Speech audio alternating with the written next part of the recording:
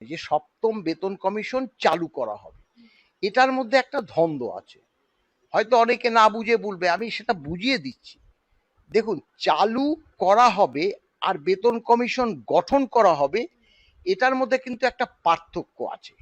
চালু করা হবে যদি বলা হয়, তাহলে কি আমরা ৪৫ দিন পরেই কি আমরা কি বেতন কমিশন আমাদের শুরু হয়ে যাবে? সেটা হয় না, হতে পারে না। কারণ আমরা তো জানি একটা অবাস্তব কথা আমরা বলতে পারি না। এখানে যদি গঠন করা হবে কথাটা বলা হতো, বা বসানো হবে যদি কথাটা বলা হতো, তার মধ্যে একটা সামঞ্জস্য থাকতো।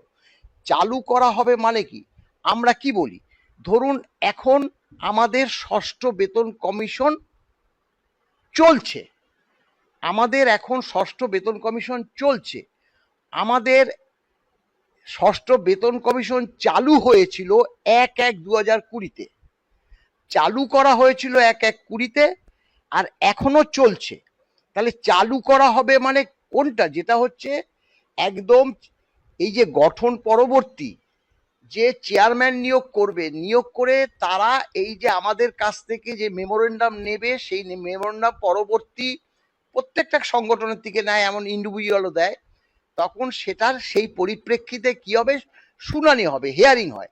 তারপরে এই যে বেতন কমিশন কি করে, মোট যে ডিএটা, যেমন এখন কেন্দ্রীয় সরকারের ডিএ হচ্ছে ৬০% হতে চললো, ৫৮ আছে, ২% এই জানুয়ারি মাস থেকে হবে।